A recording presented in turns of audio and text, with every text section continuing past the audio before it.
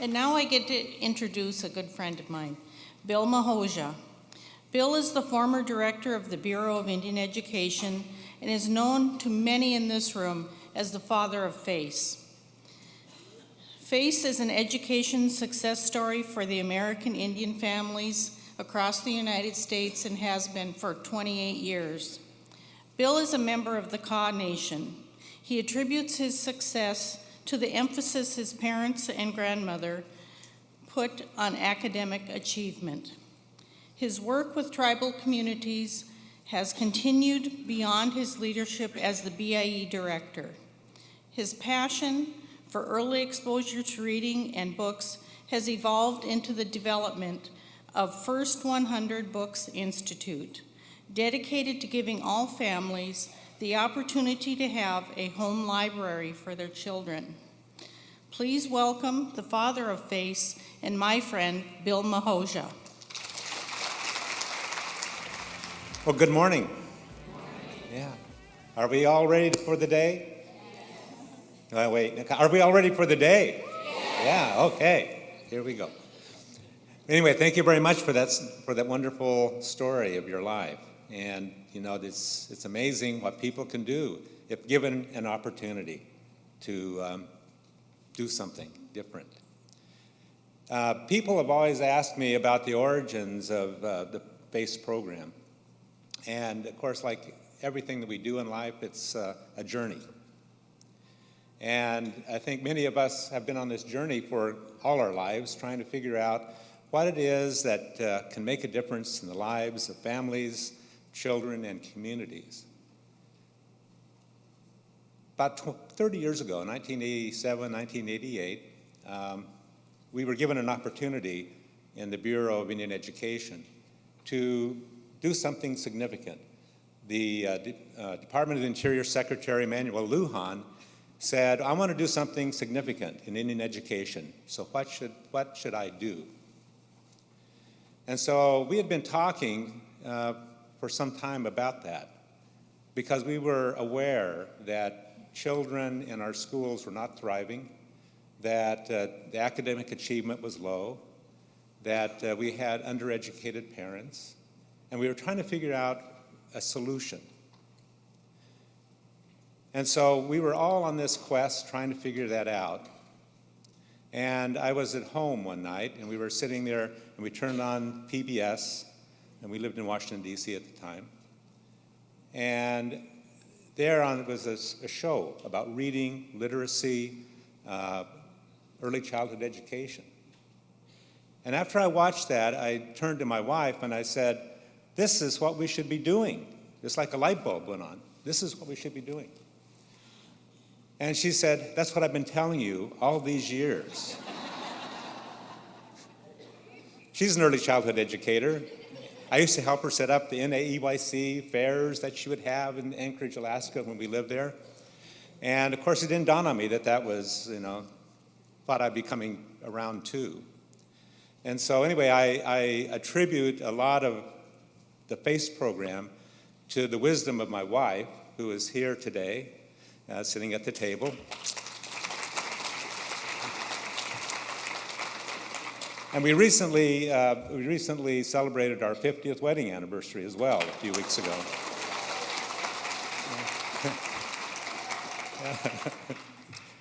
So anyway, that is a part of the story of our origin. But in going through that and trying to figure out what to do specifically, we fanned out across America looking for the best people, the best organizations to work with, because we wanted this to be a successful program. And in that journey throughout America to find the best, we came across this little-known organization at the time called NCFL. It wasn't even called NCFL at the time. It was called Keenan, I think. So. And that was about 30 years ago. And so Sharon and I have gone back at least 30 years. And so we keep seeing each other, and it's been a wonderful partnership to have with such a wonderful organization as NCFL. We were very fortunate, and thank you very much, Sharon, for helping us make this a success. When we started the FACE program, it was all about opportunity for families and children. And we realized that language development was the key, because I'd met with a group of teachers out at Shiprock, and I'd asked them, I said, what is the single most pressing issue that faces the children when they come to school? And they all said language development. And I was trying to figure out, what does that mean and what can we do? One of the things that the Unite for Literacy group, Mike McGuffey is here, he and I have been across Indian country, as it's known, in South Dakota, North Dakota, Montana, New Mexico, Arizona, and we have asked parents in those meetings, how many books do you have in the home? And maybe like many of your parents that you work with, some of them are struggling, with a couple jobs or trying to get by, trying to do the best they can. And we'd say, how many have 5 books? Well, quite a few would say they have 5 books in the home to read to children.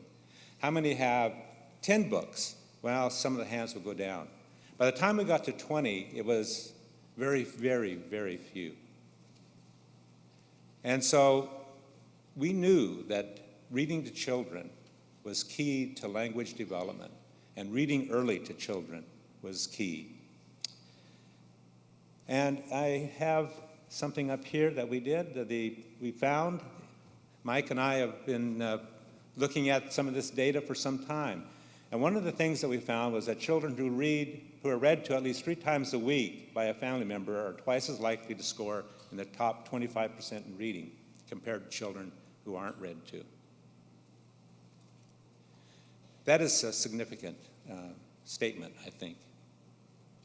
But for our families, many of our families who haven't had a tradition of reading to children and not having books in the home, well, it's something that we have started as a mission in our lives to make happen.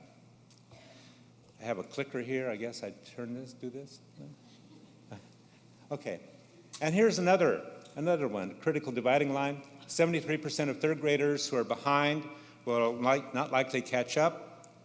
96% of third graders who are on grade level will graduate high school, and 4 times more likely to drop out of school when reading below grade level. That is a significant statement as well. And one of the things that Mike and his team found in looking at some data, I think everyone is aware of the NAEP data. When you take a look at the NAEP data, this is for American Indian children. And you can see from that NAEP data that if families have 0 to 10 books, that they are below the 20th percentile on NAEP. If they have 100 books or more in the home, they score at 60%.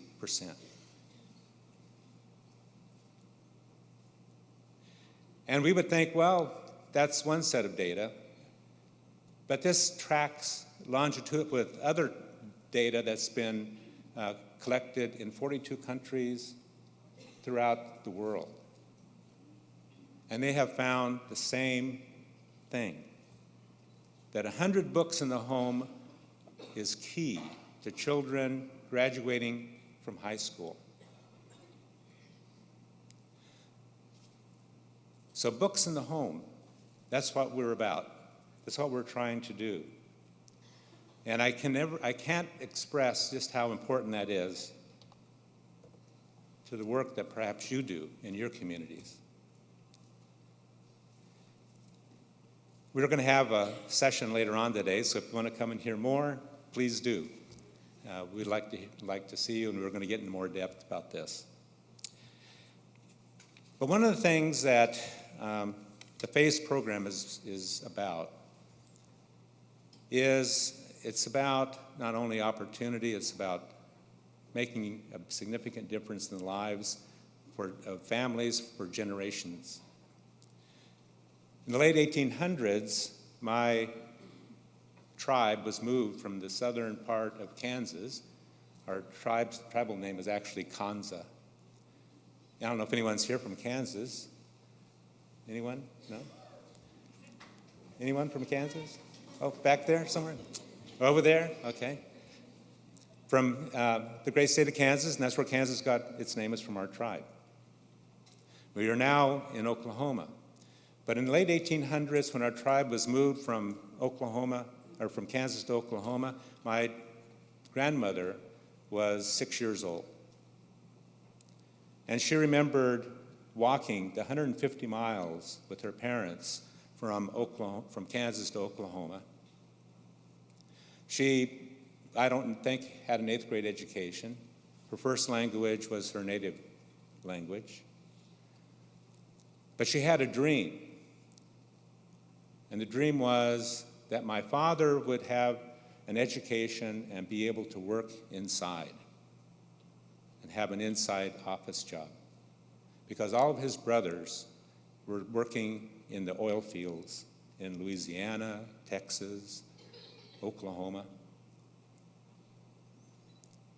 And so it was her dream that he would have an education and that he would live or work inside a home or inside a building.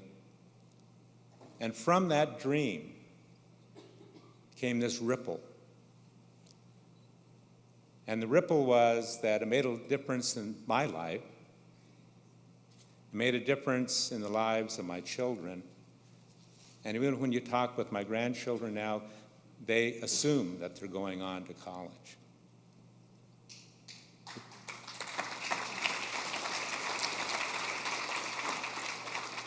And so the key is, just like Candace was talking about, is that it takes only one person in a family to make a significant difference in the lives of children from generations who are going to appear many years from now. We used to have a saying that we adopted at our conferences, that children are living messages we send to a time we will not see. And that's what you all do. You're sending these living messages to the times that we won't see. But I know because of your good work, the hard work that you're doing in your communities, that those messages are going to be very bright and very promising. I thank you very much.